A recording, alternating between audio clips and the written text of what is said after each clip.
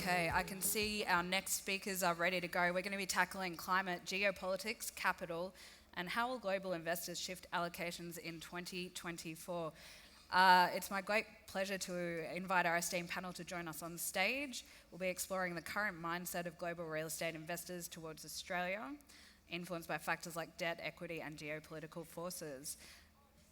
Today we have Bill McWilliams, Chief Investment Officer from MaxCap Group, Cathy Houston, Managing Director for Asset Management at MA Financial, and Warren Ebert, Chief Executive Officer of Sentinel Property. Snappy as always. Do my best, yes. Now, last time we were on stage together, I'm pretty sure you got an e-scooter down to Howard Smith Wharves. Did you get on the scooter today? No, flew the helicopter down today. Stop it. Joking. No, I have the pilot do it. Yep. Warren, can you tell us a bit about Sentinel and what you've been working on lately and what's in the pipeline for you? Well, we've been waiting for the market to come back. When people were paying the 3 and 4% and 5s, what people forget about cycles is they actually go in cycles. When they're paying the crazy prices, it has to come back. It just didn't make sense. So we only bought one property last year in December for 3.2 million. This year so far we've bought 150 mil. So we expect to spend about $1 billion in the next 12 months, and primarily in the office sector. So whatever others are selling, that's what we're buying. Do you think that the office sector is at the bottom of the trough at the moment? Are we looking? I don't think the trough is deep enough for Melbourne. It's going to keep going. It's in a terrible way. It'll be a decade, and I don't live down there, and some other people do. But when you get speaking to agents that down there, it's in a terrible way. And I think we come back like 20 years ago when Jeff Kennett came in and shook it up. You need someone to reduce taxes. You can't tax an economy into prosperity. And they're doing everything they can to destroy it, plus a bit more. So I don't know why anyone would have a business in Melbourne or Victoria. Really, it's just because you're stuck there and you can't get out of the place. I'm sure there's a few people who might disagree with you in the audience. Well, I don't know. Why would you? If you've already got infrastructure there, I can understand it. But if you're looking to come into Australia or start a new business, when you look at the taxes and it's horrendous what they've done down there. The tax-free threshold for land tax, they reduced from 300,000 to 50,000. In Queensland, it's 600,000. I'm not saying Queensland's the best place, but they've done everything possible down there to destroy business. I think they'd have to be world leaders. And then along with shutting the place down for 8 months to make sure that everyone really knew how to work from home. They've mastered Zoom in Melbourne. Sorry? They've mastered Zoom in Melbourne. They're all over it. Is Zoom still going? We heard earlier today. No one ever asks us to do Zoom. It's Teams. But anyway, that's another thing that they've ruined. They've ruined it. Yeah. Cathy, on that bright note, Cathy. Hi. Can you please tell us a bit about MA Financial's journey and perhaps what you're looking at the moment, what kind of deals you're seeing come across your desk? Sure. MA Financial started back in 2009. It's an ASX-listed company. We invest people's money. We lend out to parties and some borrowers and developers like those in the audience here, and we advise people through our advisory business. So we've currently got over $9 billion funds under management. I'm in the real estate finance area. We have over $2 billion assets under management at the moment. What am I seeing? So I'm losing my mic. We are seeing a reduction in the number of deals that are out there in the market, just simply because so many aren't feasible because of the costs that in construction at the moment. We are still seeing deals out there, but we just have to be very careful about making sure that they make sense. We recently saw articles where it said that the non-banks are only financing luxury development, and that's because luxury development is something that can still make sense. It is very hard to make affordable make sense in the market. Unless you have a HAF or a HIF or some other acronym. Exactly.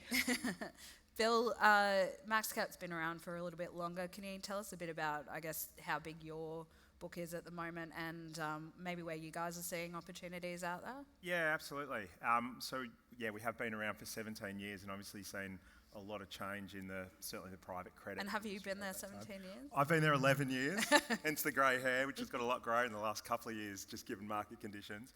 But $7 billion and there has been quite a lot of investment into private credit over the last couple of years particularly. So still keen to deploy in a number of sectors. We've got exposure nationally and over in New Zealand as well. And there's still a lot of opportunity in market. We are still seeing banks recede from commercial real estate. They will be very targeted on select opportunities, which does leave quite a bit of opportunity. So I agree, Cathy. There's a lot less cranes in the sky for investor stock, for huge resi developments, but there's certainly still opportunity out there for the non-bank sector. And just in terms of, I guess, that debt and equity split, because you've got the equity side of the business as well. Yeah. Is there a lot of deals out there? Should people be hitting you up? There is. I mean, there's certainly demand from a developer perspective on the equity side of things. We're seeing valuations perhaps come in lower than expectation or what developers had originally had in their feasibility. So certainly quite a bit of demand, but what I would say is from an investor perspective, from the capital perspective, there's also a bit of a reweighting on investing more into private credit and away from equity. So, there is a little bit of a mismatch there between what the demand is versus where capital is looking to invest. Why is there such a high demand for, CRA debt though? Like, where's that coming from? Yeah, look, CRA debt provides great sort of risk-adjusted returns, right? So with equity, you're typically first dollar loss when the market's down, we've seen cap rates expand on, particularly commercial office assets. You're impacted, your return gets impacted. If you're measured on an IRR and a project takes longer, your IRR's automatically impacted. From a debt perspective, if a project takes longer, it doesn't actually have the same impact on your IRR. In fact, your IRR can actually increase through extension fees and things like that. So you're not first dollar loss. It's proven over a number of years to be a very good risk-adjusted return. And over a little period now, you're probably getting very similar returns for lower risk. Now, that'll change as cycles move, and obviously equity should be getting a higher return for the risk that it takes. But I think it provides a good diversity across your portfolio. Cathy, can you tell me a bit about, I guess, maybe MA Financial's view or house view on what investors are looking for? What's driving them or influencing their investment decisions? Sure. From the private credit investor perspective, they're obviously very interested in making sure that the capital's protected. So that's the first thing when you're thinking about debt, is that they want to make sure they get their money back, which is a little bit different to the equity, where you're actually hoping to get those over those super returns. And then they're thinking about, are they getting a return, and a commensurate return for the amount of risk that they're investing in. So that's what they're very interested in.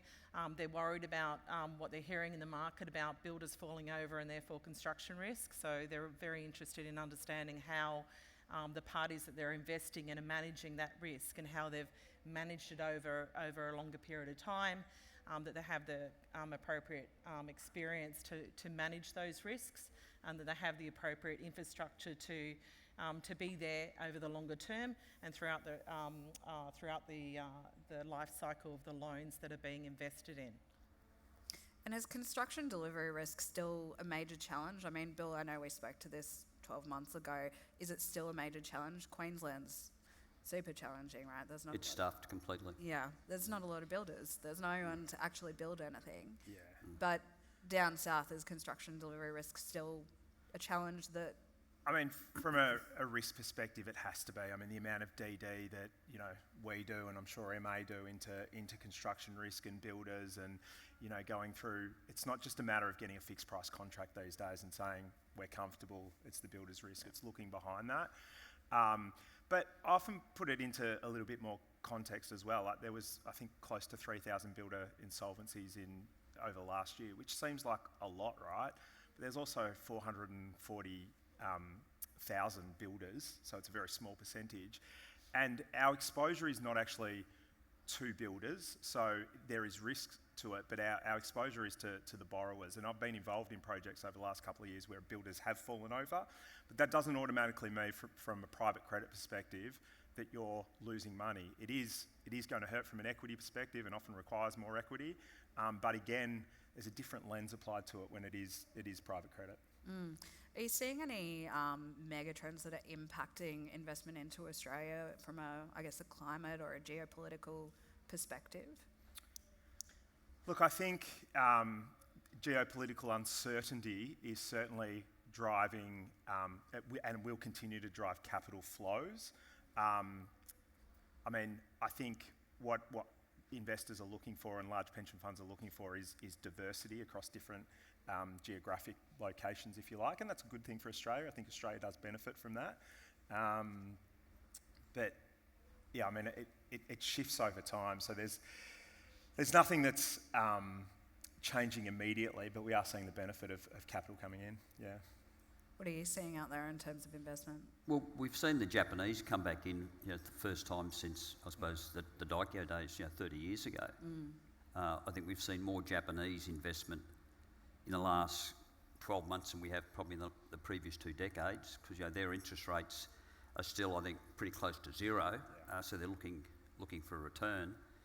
And we've had quite a few of them in Brisbane over recent months, and it takes a while for them. The Japanese have always been slow movers, so they're getting to understand us. So I expect we're going to see a lot more investment in Queensland. We have the mineral resources, but certainly they're starting to invest in a few property funds. So yeah, they've certainly done some massive deals down south, particularly in that office space and also commercial resi. There's a couple of questions here around whether non-bank lenders have an equity or a debt appetite for build-to-rent as a sector. Do you want to start? It's largely the pension funds who are in there right now, right? And so absolutely there's appetite, and we do speak to BTR operators and BTR developers all the time. I have to say it's been tricky to make it work though. We don't have a big exposure to BTR, not because we don't like the sector, just because it's been difficult to stack up. So if you look at it from a debt perspective, obviously non-bank debt is going to be more flexible but more expensive than bank debt. When you do have large pension funds, large institutions investing on the equity side, they have the ability to write big checks, but they do want to keep the cost of the debt low, and they have to keep the cost of the debt low because the returns are very tight from an equity perspective. So it can possibly work in the development phase, but if you've got expensive debt in the trade up and investment period, it just doesn't work from an equity perspective. And I think from an equity side of things, I think the pension funds can take much longer term views than typically our investor takes, and I think that's what's required to make returns work on the equity. What about on a shorter cycle though? Because obviously once they're operational assets, you wouldn't necessarily have to sit on them for 10 years to get that return. Do you think once it's a more mature market that will be the case? I do think that, but I still think that with interest rates where they are today, it's challenging when interest rates normalise. And what is normal? I don't think, we had 0% basically for a long period of time. I don't think that is normal. And our inflation's obviously been very stubborn, so it's still high, and high for longer is the term that everyone uses. But I think it will come down somewhere between 0 and where it sits today, and it probably starts to make a little bit more sense. But it's pretty difficult based on, and you have, obviously there's been a lot of growth in rental income, but it's being offset with the interest costs. And we've got the Reserve Bank meeting next week. Warren, have you got a feel for where you think it's going to land? We can't have any more interest rate rises. The economy can't cop it. Do you think it'll just sit? I think they have to. Yeah.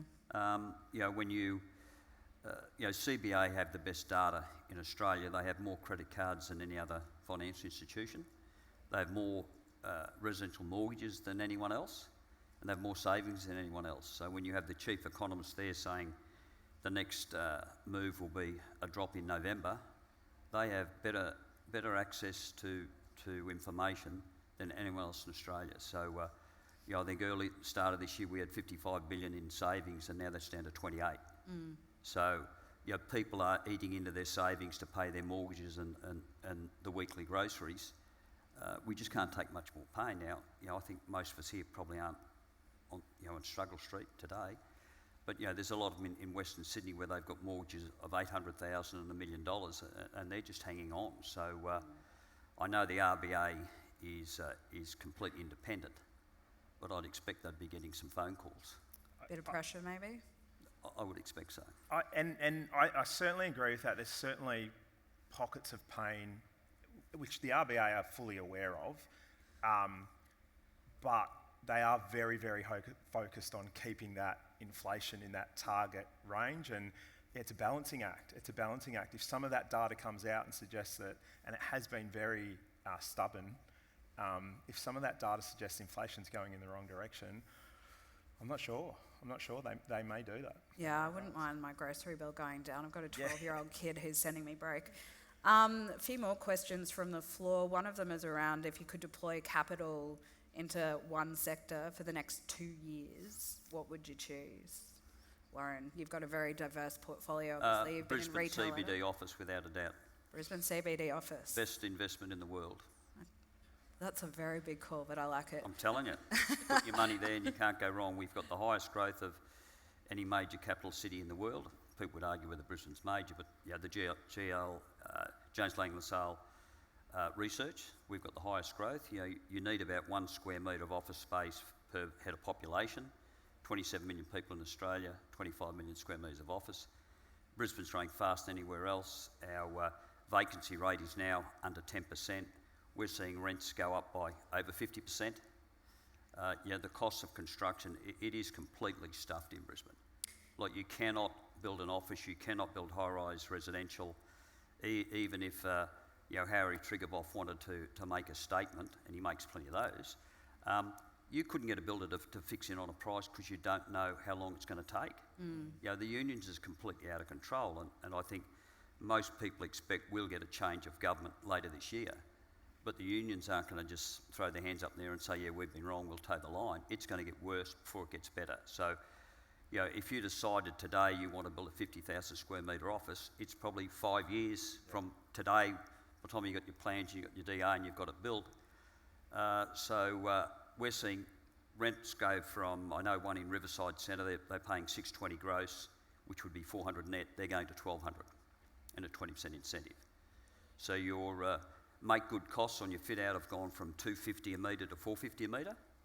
Your typical fit out has gone from, say, $1,500, $1,800 to $3,000. And your incentives have come back from 50% to 30%, and in a lot of cases 20%. So tenants are going to be very sticky. So absolute no-brainer, never been easier making money. CBD office, Brisbane. What about buying lower grade assets like B and C grade assets? Is that part of that, or do you stay up in the A? Well, you've got to make sure that you can bring them up to your 5.5-star rating that the government has mandated for them to take space in there. I think 1,000 square metres above, which you'd be looking at in the CBD. You've got to be able to get to 5.5 stars. So if you get some of those old clangers, you just can't, and they'd probably have to be demolished. Yeah. Because they really don't suit conversion. Your floor plates are too big, and by the time you do the plumbing and electricity, there's just not much. There's not much being built, and I think with a lot of privates, but also a lot of the REITs who are, they're trading 30-40% under NTA, and their NTA isn't right. If you got the NTA right, the shares would drop further. I think a lot of those wouldn't have the spare cash at the moment to spend on their buildings. And I know Dexus and those have the prime buildings, so it's probably not as big an issue for them. But some of the other funds that do have your old B grade stuff, they wouldn't be spending the money to bring them up to the 5.5 stars. So just run them into the ground. Well, they don't have a choice, but that's where the opportunities are for people to buy those and spend the money. So it's as good as it gets. Nice. You can carve that in marble. Very good. Okay. I'll get my knife out later. Kathy? I actually agree with Warren. I think that... She's a very intelligent woman. I know, very controversial here. So it's here all week, guys. I think obviously when you're investing, you should be diversifying where you're putting your money. But I do think there's definitely going to be some opportunities with the market, with the office market. Obviously, the values have come down. I do think that residential is obviously still going to be a very, very safe bet, both whether it's equity or debt. Obviously, debt is going to be safer, and we all know that with the housing supply shortage, that it's just going to mean that the values are going to stay or improve over time. So it is going to be your safe bet going forward. Bill? Yeah, just so I get called intelligent, Office? I agree with Warren. Yep. No, look, that's absolutely right. And I think with an equity lens, if I look at it from a private credit lens, like getting a residential project off the ground is challenging and takes time. But we come in at a point in time where, you know, the builder's been appointed and, you know, you've probably got a level of pre-sales.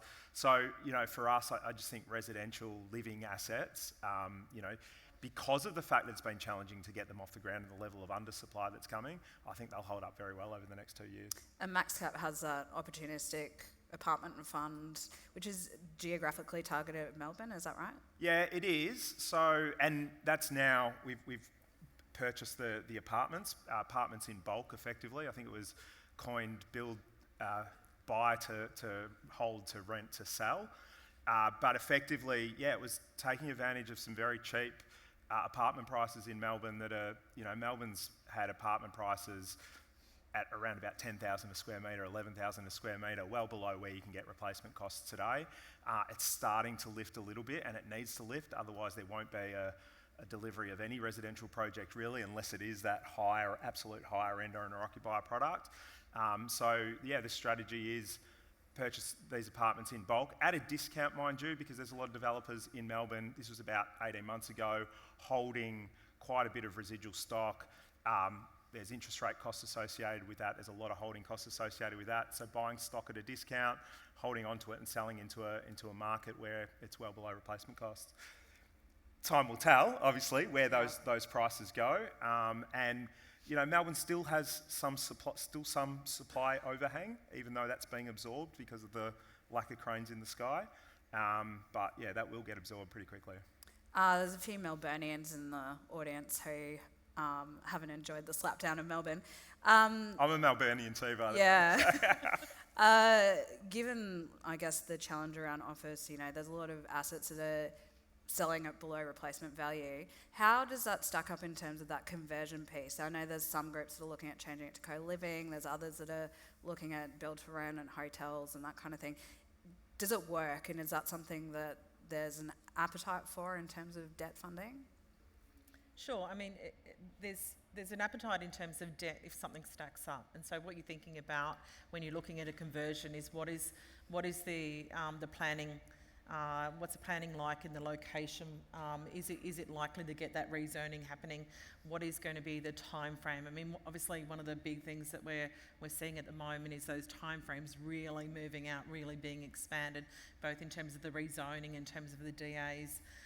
And so that obviously impacts the ability to get capital, whether it's debt or equity, for these conversions. But we have seen the conversion of office into residential in previous cycles. So we know that it is something that does happen when there is that two sort of stage sectors where the residential is still is growing at a faster rate than what the office is, or where there's still this oversupply in terms of office. So you've got the difference in terms of the high quality office, which is getting really good occupancy, and then you're having the really the lower quality office, which is just really struggling, and it just really does need to be repurposed.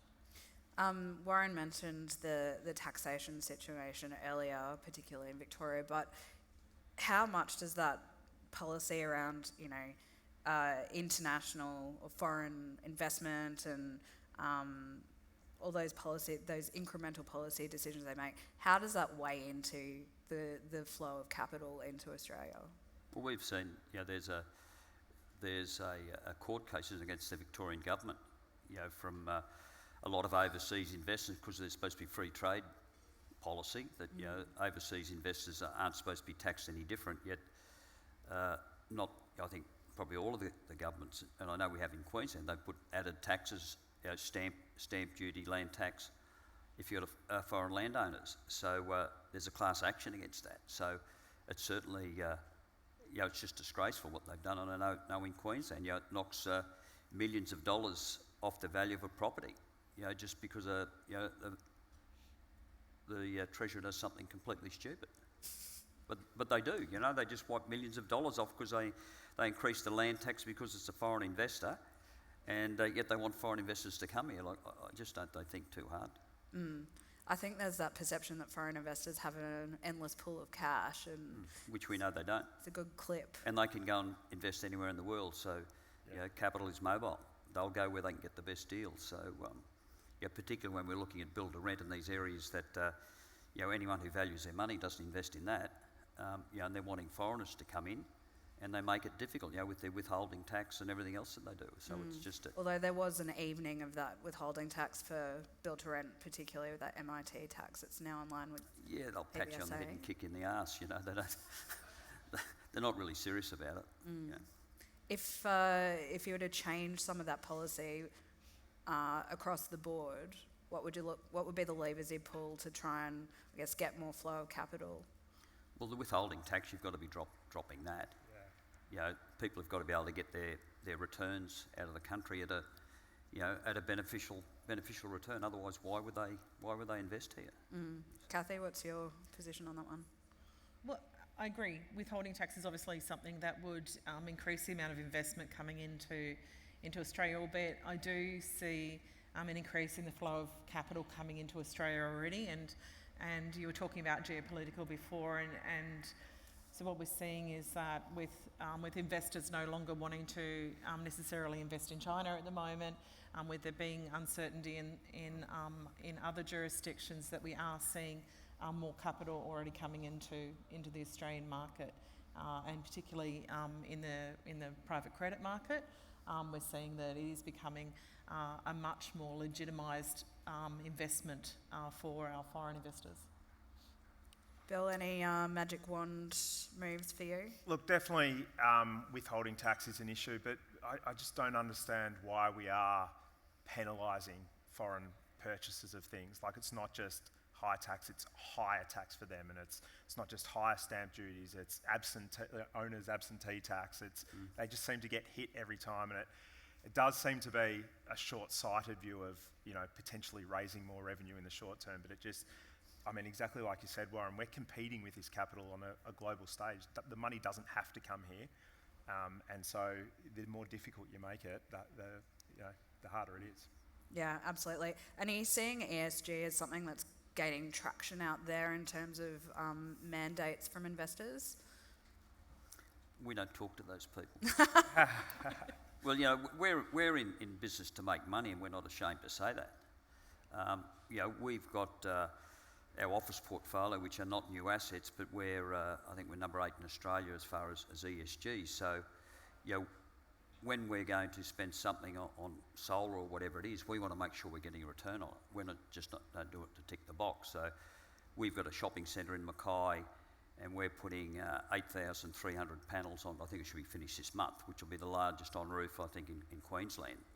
Now, that's costing us $5.3 million, but we'll save $1.5 million a year on electricity. Now, with shopping centres, you can do it because the sun shines normally during the day, which is when you're using most electricity. Yeah. With office buildings, they just don't have the roof space to do it. So, but you've got in Canberra now, the ACT government have legislated, I think from 2028, something like that, they only want to take space in buildings that have 100% renewable. Now, you can do that in the ACT because of the Snowy River scheme. But apparently, the people in there are concerned that the electricity capacity, the whole system down there just can't handle it. And we've had the same in Queensland. They want you to put solar on the roof, and then you do that, and then Energex says, well, listen, our wires can't take the electricity come back in. So it's they talk a lot about it, but a lot of it is really rubbish. And we've seen some of the buildings that are 6-star, and then they the stockings out the front get golden staff, and the wind turbines on the roof don't turn, and so we invest in it. but we are investors. We want to make money. We don't do it just to make us feel good. It has to stack up. It has to. Makes sense. All right, we're almost out of time, but before we finish up, I want to get your take, just a hot take, on which geography and which sector are going to boom in the next 5 years. I love asking Warren this question because it's always a bit out of the box. No, I'll repeat the same, but I can tell you I've done... Brisbane office. Yeah, I've done 104 countries with Professor. He's done 134. And when you go around the world, I think a lot of people have had the experience, they hear you've got an Australian accent, even though we all know we don't have the accent, they have the accent. And they say, you from Sydney? No. You from Melbourne? No. Where? Brisbane? Oh. So very few people around the world know where Brisbane is. So it's hard to get people to invest in a place that they don't know. Now, if you speak to the major agencies, they'll tell you that Sydney was always number one, Melbourne two, and then Brisbane or Perth or wherever else. Now Melbourne's off the radar. They're asking about Brisbane. Now between now and the 32 Olympics, and I'm sure we will have it, most people in the world will know about Brisbane. So you've got a place where there actually is a shortage of office. There's nothing getting built, and you can't build it. The government think that they're great doing a $100 billion infrastructure program, but we don't have enough workers. If they're going to do that, they can't build the high-rise units and they can't build the offices and the shopping centres. So Brisbane's going to be a place that everyone's going to know about. Yeah. So I just think it is an absolute no-brainer. But also Northern Queensland. I'm not from Townsville. We've got investments there, but Townsville is just absolutely booming. The stuff that's happening up there with the minerals province at Mount Isa, the copper string too, which is taking national grid electricity out to Mount Isa to process the minerals. And yeah, there's a strong region story up there. but we've got to build housing for people to live. We do. Yes, we do. Cathy?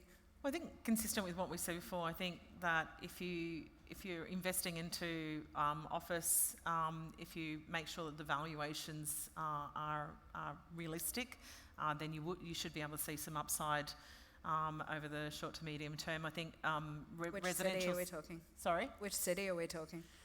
I think really generally, I think obviously you want to be focusing on the quality, because there is still that very big differential between quality office and the office that's not having the neighbours ratings and so forth. So they're going to stay with the lower occupancy. I think residential is obviously still going to be something that's really strong, because you do have that undersupply issue. I think Melbourne is obviously not great at the moment, but that should mean that over time, if you're investing in Melbourne, it is going to grow. But again, when is it going to start to grow? I don't know. Yeah. But I think if you have a long-term view, then Melbourne would be a good place to be investing in as well. Yeah, if you can hold on long enough. Yeah. So, we haven't really touched on industrial, and I still think, that's been obviously an amazing asset class over a little while now. And has it had its run though? It sounds a bit like...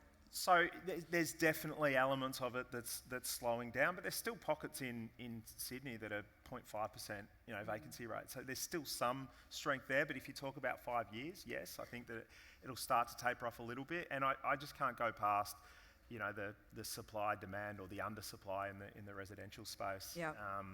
Which I think will hold it up.